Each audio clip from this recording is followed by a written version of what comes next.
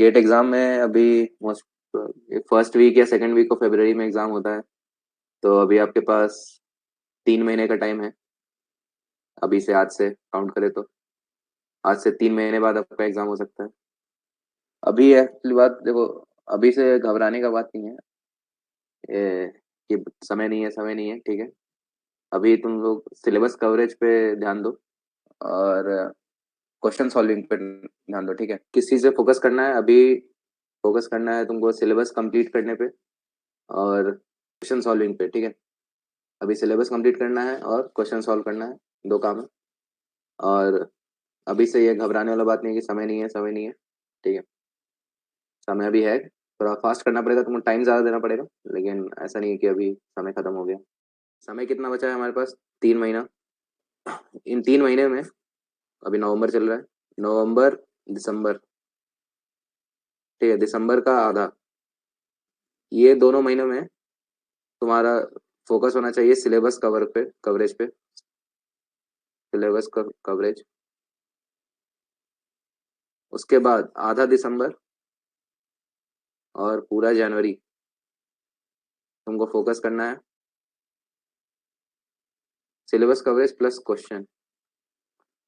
उसके बाद आधा दिसंबर और जनवरी तुम्हारा फोकस होना चाहिए question solving, mock test plus formula revision, ठीक है। फॉर्मूला का रिवीजन करना है, ना कि पूरा थ्योरी उठा के पढ़ना है, ठीक है। जो फॉर्मूला बुक बनाया हो, फॉर्मूला का नोट्स बनाया हो, ठीक है, सारे सब्जेक्ट का, सिर्फ जियो मैकेनिक्स का बात नहीं कर रहा, सारे सब्जेक्ट्स का जो फॉर्मूलाज है उनको रिवाइज करना है, ठीक है। क्वेश्चन सॉल्विंग करना है। क्वेश्चन सॉल्विंग कहाँ से करेंगे? क्वेश्चन सॉल्विंग के लिए तुम्हारे पास एक एक रही है, तुम्हारे पास रॉक मैकेनिक्स के लिए एसपी साहू है, वेंटिलेशन के लिए जीबी मिश्रा है, एलसी काकू है, पीवाईक्यू है, एक एस घटक करके है, पंप्स एंड हॉलेजेस, वो तुम्हारा माइन मशीनरी का पंप्स और हॉलेज से जो क्वेश्चन आता है उसके लिए। इतना काफी है क्वेश्चन सॉल्विंग यहाँ से। इसके अलावा फिर मॉक टेस्ट के जो क्वेश्चन है वो अलग। हाँ, तो अब आते हैं एप्टीट्यूड पे। पहला सवाल था एप्टीट्यूड कहाँ से करें। तो एप्टीट्यूड के लिए जो मेरा सजेशन रहेगा, एप्टीट्यूड के लिए तुम प्रीवियस ईयर क्वेश्चंस के जो एप्टीट्यूड क्वेश्चंस हैं, नॉट ओनली माइनिंग, माइनिंग के साथ साथ मैकेनिकल के, इलेक्ट्रिकल के, सिविल के, सीएस से भी कहाँ मिल जाएगा, गेट की वेबसाइट पे मिल जाएगा। तो ये बेस्ट है, ये बेस्ट ऑप्शन है। लोग पूछते हैं रिवीजन कैसे करें, ठीक है। तो अभी रिवीजन का टाइम तो अभी नहीं है। अभी बताए, अभी तुम्हारा फोकस होना चाहिए सिलेबस कवरेज और क्वेश्चन सॉल्विंग पे, ठीक है। और रिवीजन के लिए लोग बोलते हैं कि सर नोट्स पढ़ लेने से हो जाएगा क्या? तो सिर्फ सिर्फ थ्योरी पढ़ने से, कि हम क्लास का पढ़ाया हुआ थ्योरी पढ़ लेंगे 4 बार 5 बार, उससे नहीं होगा, ठीक है। ठीक, तो सिर्फ थ्योरी पढ़ने से नहीं होगा। अगर तुमको अच्छा स्कोर करना है, तुमको टॉप 100 में आना है, तो रिवीजन करने का बेस्ट है क्वेश्चन सॉल्विंग, ठीक है। क्वेश्चन सॉल्विंग, और अगर कुछ पढ़ना है, याद करना है, तो वो है फॉर्मूला। ये है तुम्हारा बेस्ट ऑप्शन। सिलेबस का अगर बात करें, तो सिलेबस में आता है तुम्हारा जनरल एप्टीट्यूड और इंग्लिश, ये दो मिला के बनते हैं 15 मार्क्स।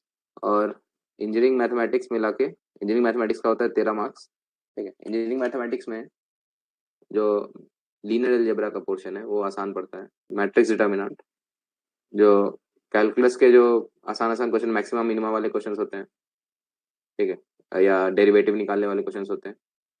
डिफरेंशिएशन, जो लोग पढ़े होंगे 11th class 11th 12th maths, उनके लिए आसान होगा डिफरेंशिएशन वाला क्वेश्चन, डिफरेंशिएशन, मैक्सिमम मिनिमम, ये सब।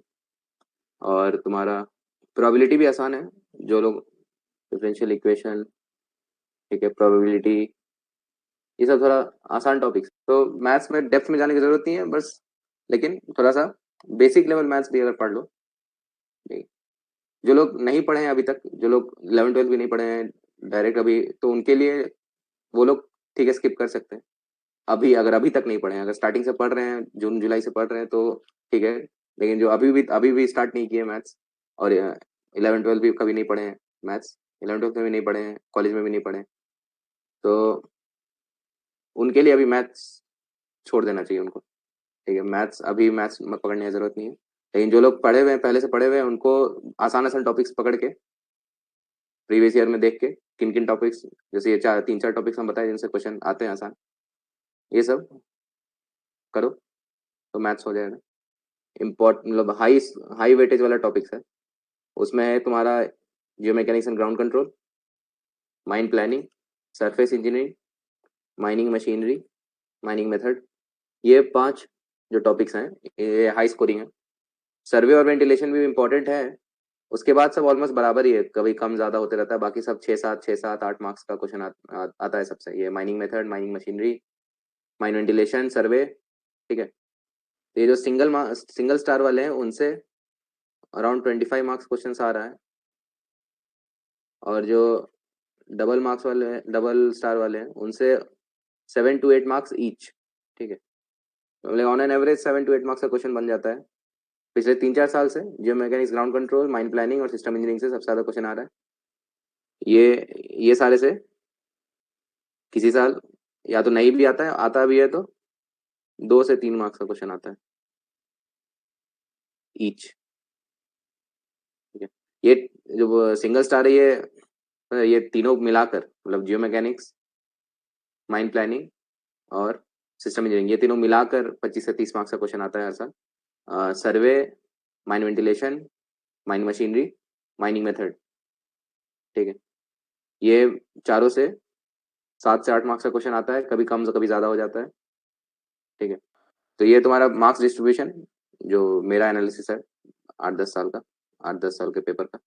तो इसको रैंकिंग अगर करें तो तुम्हारा हाईएस्ट प्रायोरिटी होना चाहिए, हाईएस्ट प्रायोरिटी होना चाहिए 3 सब्जेक्ट्स पे, जियो मैकेनिक्स एंड ग्राउंड कंट्रोल, और तुम्हारा माइंड प्लानिंग और सिस्टम इंजीनियरिंग। के बाद मिडिल ऑर्डर तुम्हारे आ गया, सर्वे हो गया, वेंटिलेशन हो गया, माइनिंग मेथड्स हो गया, माइनिंग मशीनरी हो गया, तो माइन डेवलपमेंट भी जोड़ लो यहाँ पे। लोअर ऑर्डर में mine geology, underground hazards, surface environment और माइन इकोनॉमिक्स। ठीक है, तो ये हो गया तुम्हारा बैटिंग ऑर्डर। इसके अलावा ये तुम्हारा प्रायोरिटी होना चाहिए। ठीक है, ये तीनों मिला के 25 से 30 मार्क्स का क्वेश्चन बनता है। ये सब मिलाकर तुम्हारा कितना बनता होगा, ये सब मिला के तुम्हारा बनता होगा करीब 10 से 12 मार्क्स, ये भी 25 से 30 तक। तो ये हो गया कौन सा किस पे ध्यान देना है, किस पे मतलब कौन ज्यादा जरूरी है, कौन ज्यादा जरूरी नहीं है। तो ये है तुम्हारा ऑर्डर। क्वेश्चन है कि एक सब्जेक्ट रिवीजन करना चाहिए या 2 3 साथ में। तो ऐसा करो, तुम प्रीवियस ईयर क्वेश्चन लेके बैठो, तुम्हारा सारा सब्जेक्ट एक साथ हो जाएगा। ठीक है, भूल गए हो तो देखो क्वेश्चन बनाओ। ठीक है, हम बोले ना, देखो थ्योरी पढ़ते पढ़ते रहोगे, आज पढ़ोगे कल भूल जाओगे। ठीक है, ये सिर्फ थ्योरी, क्वेश्चन सॉल्व करो। ठीक है, क्वेश्चन सॉल्व करो, सब याद रहेगा। ठीक है, ये बात मानो। ठीक है, क्वेश्चन सॉल्व करो, नहीं बन रहा है क्वेश्चन सॉल्व करो, नहीं बन रहा है तो इसमें डिमोटिवेट भी नहीं होना है। ठीक है, क्वेश्चन सॉल्व नहीं हो रहा है तो सॉल्यूशन देखो। ठीक है, सॉल्यूशन देखो, कोई शर्म वाली बात नहीं है, अभी एग्जाम थोड़ी चल रहा है, एग्जाम तो तुमको फरवरी में देना है ना। तो क्वेश्चन नहीं बन रहा है तो सॉल्यूशन देखने में कोई मतलब ये भी नहीं कि अब क्वेश्चन पढ़ते ही सॉल्यूशन देख लिए। ठीक है, कुछ तो दिमाग चलाना है, एटलीस्ट 5 मिनट 10 मिनट दो उस क्वेश्चन को। ठीक है, ऐसा नहीं क्वेश्चन पढ़े यार नहीं बनेगा सॉल्यूशन देख लो, ये भी नहीं करना है। ठीक है, 5 5 मिनट 10 मिनट देके देखो, फिर नहीं बन रहा है। ठीक है, तब सॉल्यूशन देखो।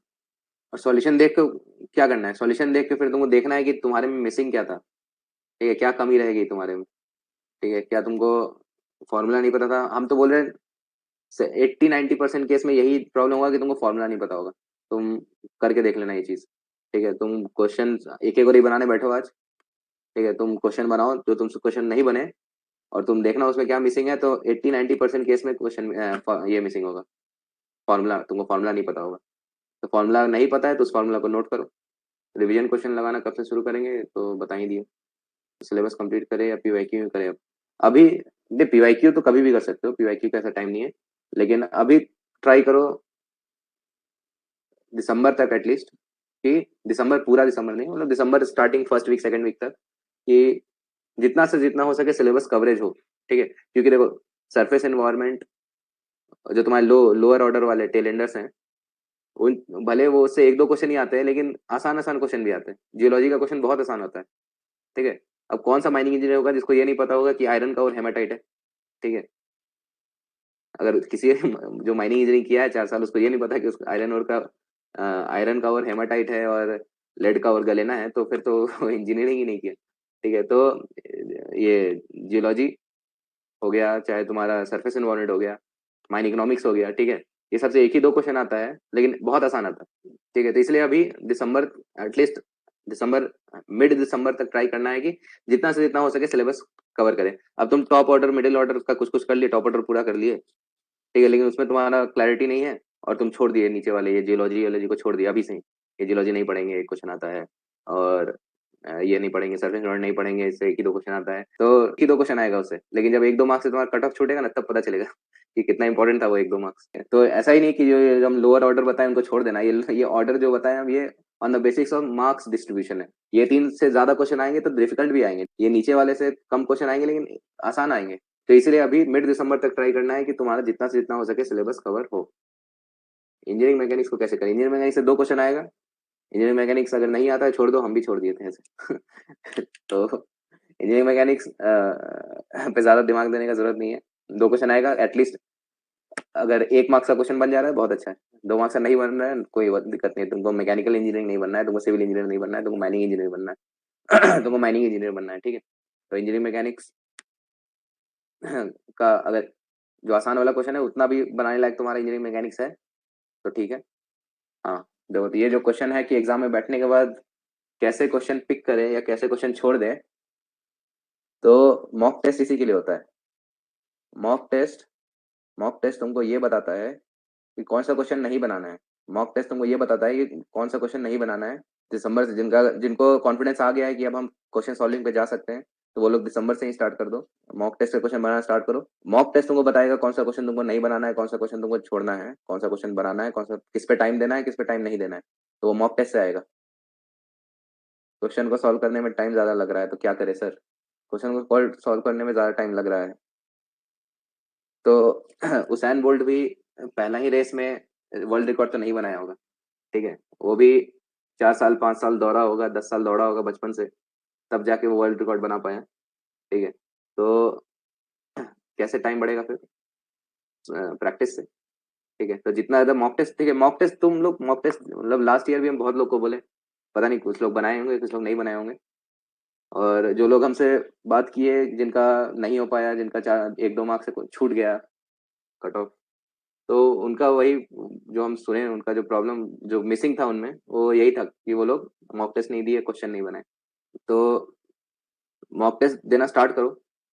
ठीक है। हम गारंटी कर रहे हैं कि अगर आज आज का मॉक टेस्ट में तुमको, अगर तुम 1 दिसंबर से एग्जाम तक तुम हर दिन एक एक मॉक टेस्ट बनाओगे, ठीक है, तो तुमको इम्प्रूवमेंट दिखेगा ही दिखेगा। तुम्हारा टाइम डिक्रीज होगा, क्वेश्चन पे टाइम डिक्रीज होगा, तुम कम समय मतलब तुम ज्यादा इफेक्टिवली क्वेश्चन बना पाओगे, और तुमको क्वेश्चन पिक करने में आसान होगा, क्वेश्चन टाइमिंग तुम्हारा कम होगा, और इफेक्टिव वे में तुम पेपर को दे पाओगे। ठीक है। तो mock test is the key. Motivation मिलता है तो लगता है जो हो जाएगा, बट जब पढ़ना स्टार्ट करता हूँ तो एक पेपर को क्लियर हो जाता है, बट जब सेकंड पेपर स्टार्ट करता हूँ फिर पहला ही भूल जाता हूँ और कॉन्फिडेंस थोड़ा लो हो जाता है। तो ऐसा करना है कि अगर जैसे अभी जियो मैकेनिक्स ग्राउंड कंट्रोल चल रहा है, जियो मैकेनिक्स ग्राउंड कंट्रोल हो गया, अभी तुम्हारा क्या चल रहा है? अभी जैसे मान लो माइन मशीनरी चल रहा है। ठीक है। तो जब माइन मशीनरी पढ़ रहे हो तब तक क्वेश्चन बनाते रहो ना। अब हम एक हफ्ते में खत्म कर दे तुम्हारा जियो मैकेनिक्स, तो तुम एक हफ्ते में क्वेश्चन तो खत्म नहीं कर पाओगे। ठीक है। क्वेश्चन तो तुम्हारा इतना सारा क्वेश्चन है, 1000 से ऊपर, मतलब 1000 400 500 से ऊपर क्वेश्चन होगा जियो मैकेनिक्स में अकेले का। ठीक है। तो सिलेबस खत्म होने के बाद, मतलब जैसे जियो मैकेनिक्स खत्म हुआ तो जियो मैकेनिक्स क्वेश्चन बनाते रहो ना रेगुलर। ठीक है। रेगुलर क्वेश्चन बनाते रहो। क्वेश्चन बार बार क्वेश्चन सॉल्विंग बोल रहे हैं, मतलब ऑलमोस्ट हर आंसर का जवाब क्वेश्चन सॉल्विंग और मॉक टेस्ट ही है। ठीक है। प्रीआईक्यू, मॉक टेस्ट, क्वेश्चन सॉल्विंग मतलब बाकी जो एक गोरी और ये सब है वो सब। तो कॉन्फिडेंस आएगा क्वेश्चन सॉल्व कर, तुमको क्वेश्चन बनेगा तुम्हारा तो तुमको कॉन्फिडेंस आएगा। माइनिंग मेथड के लिए डीजे देशमुख वॉल्यूम 1 2 और आर डी सिंह, हाँ आर डी सिंह एक बुक है अंडरग्राउंड कोल माइनिंग के लिए। अंडरग्राउंड कोल माइनिंग के लिए आर डी सिंह पढ़ लेना अगर अभी समय है तुम्हारे पास तो। ठीक है। बुक पढ़ने का तो अभी समय नहीं होगा, बाकी तो क्लास में जो पढ़ाया जा रहा है उस पर ध्यान दो। ठीक है। आगे बुक अगर पढ़ना है तो बुक आर डी सिंह है, डीजे देशमुख वॉल्यूम 1 और 2 है। ठीक है, माइनिंग मेथड काफी है उतना। लेक्चर न्यूमेरिकल नहीं, सिर्फ लेक्चर। देखो लेक्चर क्लास में जो हम लोग न्यूमेरिकल किए तो काफी कम किए हैं। क्लास में तो एक एक टॉपिक के एक एक क्वेश्चन किए हैं, ज्यादा से ज्यादा 2 क्वेश्चन किए हैं। ठीक है, तो सिर्फ क्लास के से तो नहीं होगा। ठीक है, तुमको पीवाईक्यू बनाना पड़ेगा, तुमको मॉक टेस्ट देना पड़ेगा, तुमको एक एक गोरई बनाना पड़ेगा, तुमको एसपी साहू बनाना पड़ेगा, तुमको एलसी काकू बनाना पड़ेगा। ये 5 तो तुमको बनाना ही बनाना पड़ेगा। ठीक है, अगर कुछ अच्छा बाइज्जत पीएसयू चाहते हो तो। Metal mining DJ Deshmukh volume 2। Mind development में ड्रिलिंग ब्लास्टिंग इंपॉर्टेंट है। ठीक है, ड्रिलिंग ब्लास्टिंग के क्वेश्चन बनाओ, ड्रिलिंग ब्लास्टिंग पढ़ो। हजार्ड, हजार्ड के लिए DJ Deshmukh volume 2। DJ Deshmukh volume 2। तो जियोमेक्स ग्राउंड कंट्रोल में ऐसा यूनिट का तो ज्यादा नहीं है, सबसे ऑलमोस्ट एक एक दो दो क्वेश्चन सबसे आता है। ग्राउंड कंट्रोल से कम आता है, मतलब अगर मान लो 15 मार्क्स का क्वेश्चन आ रहा है जियोमेक्स ग्राउंड कंट्रोल से, तो 10 मार्क्स तुम्हारा जियो मैकेनिक्स का रहेगा, 5 ग्राउंड कंट्रोल का रहेगा। ठीक है, न्यूमेरिकल आंसर टाइप में तुम अटेम्प्ट कर सकते हो, उसमें प्रॉब्लम नहीं है। अगर तुमको जो भी दिमाग में आ रहा है उससे तुम वैसा बना दो। न्यूमेरिकल आंसर टाइप क्योंकि उसमें नेगेटिव नहीं होता है। तुम्हारा जो सिंगल ऑप्शन वाला और मल्टी ऑप्शन वाला होता है उसमें नेगेटिव मार्किंग होता है।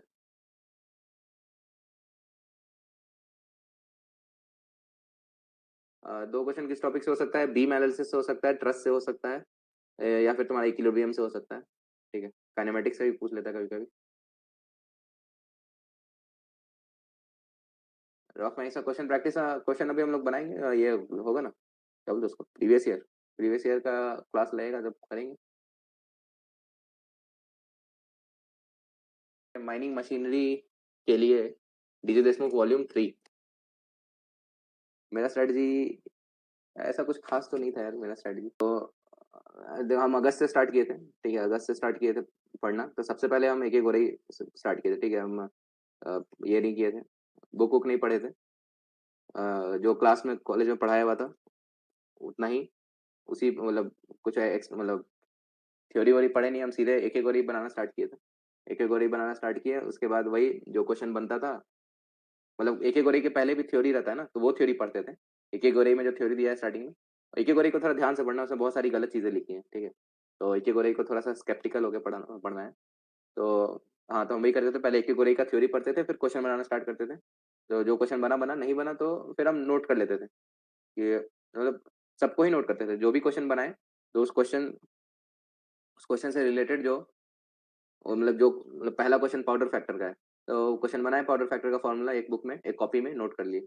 दूसरा क्वेश्चन तुम्हारा उसका है पिलर डिजाइन, पिलर वो सेफ्टी फैक्टर वाला है, पिलर डिजाइन पिलर का, तो उसका फॉर्मूला नोट कर लिए, बनाए नोट किए। ठीक है, नहीं बना तो बाद में सॉल्यूशन देख के नोट किए। तो हम ये करते थे, एक एक गोरी बनाए पहले, एक एक गोरी बनाने के बाद फिर हम ये सिलेबस वाइज बुक पढ़ना स्टार्ट किए। ठीक है, एक एक गोरी 1 महीने में हो गया।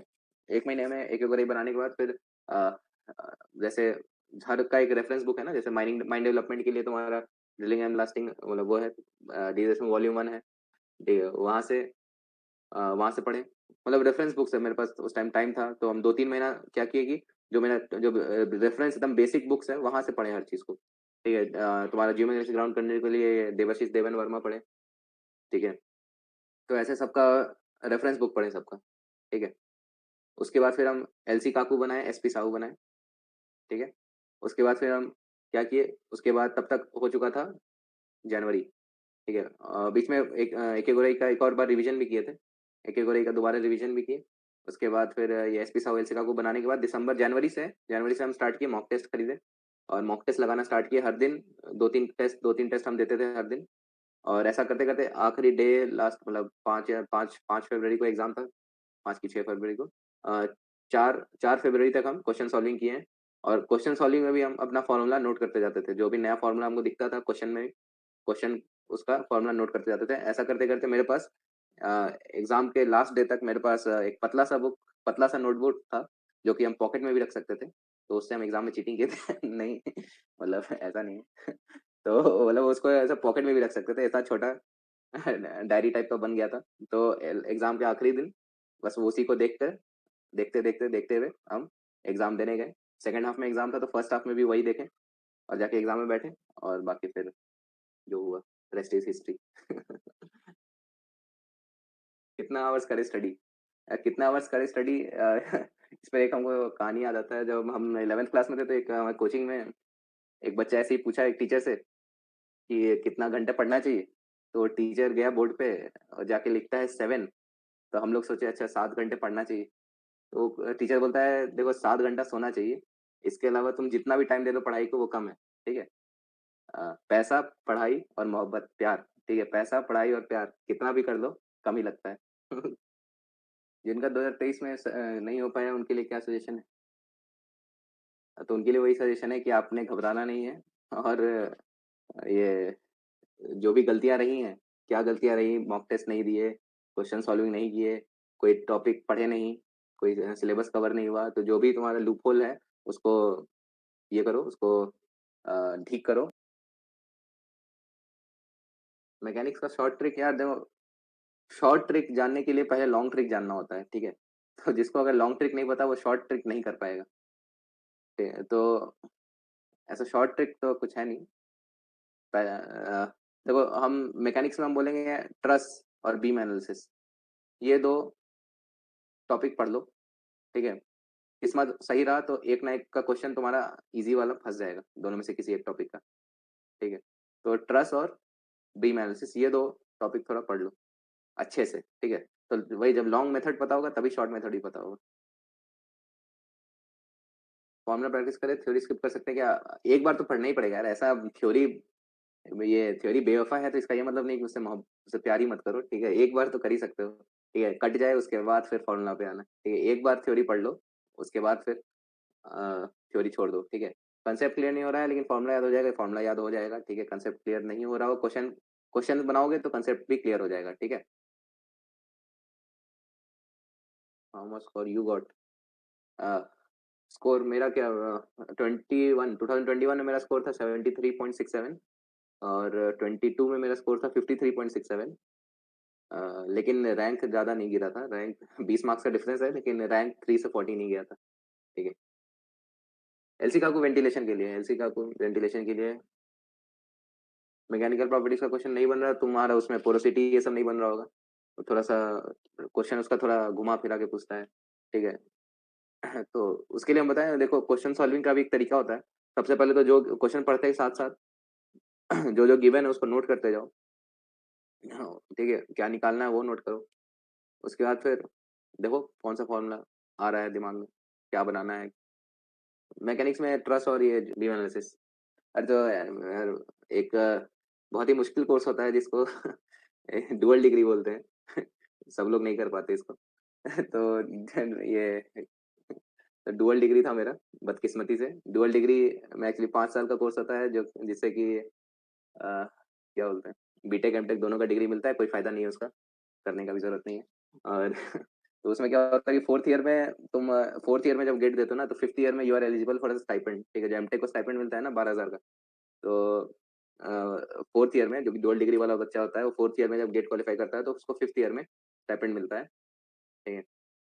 तो इसीलिए हम फोर्थ ईयर में दिए थे फॉर स्टाइपेंड। और फिर फिफ्थ ईयर में हमको दोबारा देना पड़ा पीएसयू के लिए, क्योंकि पीएसयू जो होती है वो करंट ईयर का स्कोर लेती है। जैसे इस साल जो तुम्हारा कोल इंडिया का आया है वैकेंसी, उसमें लिखा है कि appeared and qualified in GATE 2023। ठीक है। तो भले मेरा 2021 में थर्ड रैंक है लेकिन हम अभी अप्लाई नहीं कर सकते। ठीक है। तो जितना सवाल हो सका मेरे से वो उतना हम जवाब देने की कोशिश किए। किसी का डाउट अगर अभी भी रह गया है तो मैसेज कर सकता है, कॉल कर सकता है। ठीक है, हो सकता है हम ना भी उठाएं। लेकिन कोई नहीं, ट्राई करेंगे जितना से जितना हो सके करने का। अ, यार ये तो हम नहीं बता सकते। लेकिन 200 300 तो आएगा। टेस्ट सीरीज माइनिंग ज्ञान का दे दो, टेस्ट सीरीज माइनिंग ज्ञान का टेस्ट सीरीज तो इंक्लूडेड ही होगा मेरे हिसाब से तुम्हारे, अभी तो टेस्ट सीरीज आया नहीं है लगता है। हम जॉब करते हैं, ये जो कुटिया देख रहे हो पीछे ये है steel authority of India limited का। अ, ठीक है, किरीबुरु आयरन ओर माइंस में जॉब करते हैं। क्लियर हो रहा है? क्लियर। देखो डर सबको लगता है। ठीक है, डर लगना भी चाहिए, डर स्वाभाविक है। लेकिन डर को जीतना कैसे है? डर को जीतना है अभ्यास करके। ठीक है। अभ्यास क्या करना है? अभ्यास में क्वेश्चन बनाना है। क्वेश्चन गलत होगा कोई दिक्कत नहीं है। देखो मेहनत सबको करना पड़ता है किसी ना किसी, कभी ना कभी अपनी ज़िंदगी में, कभी ना कभी किसी को मेहनत करना ही पड़ता है, अगर कुछ अच्छा करना है। कोई 11th-12th में कर गया तो उसको वहाँ पे सक्सेस मिल जाता है, कोई 11th-12th में नहीं कर पाया तो उसको बाद में करना पड़ता है, ठीक है? तो मेहनत सबको करना है अपनी ज़िंदगी में, कोई पहले कर लेता है, कोई बाद में कर लेता है, लेकिन जो सब मेहनत करता है उसको सफलता मिलती है। ठीक है यार, हम एकदम सद्गुरु बन गए हम। एनएमडीसी और सीआईएल में कौन-सा बेटर है? एनएमडीसी और सीआईएल में कौन-सा बेटर है? यार माइनिंग कंपनी। एनएमडीसी में जो लोकेशंस का प्रॉब्लम है, एनएमडीसी काफ़ी अच्छी कंपनी है, एनएमडीसी मेटल माइंस, अंडरग्राउंड का टेंशन नहीं है यहाँ पे एनएमडीसी में।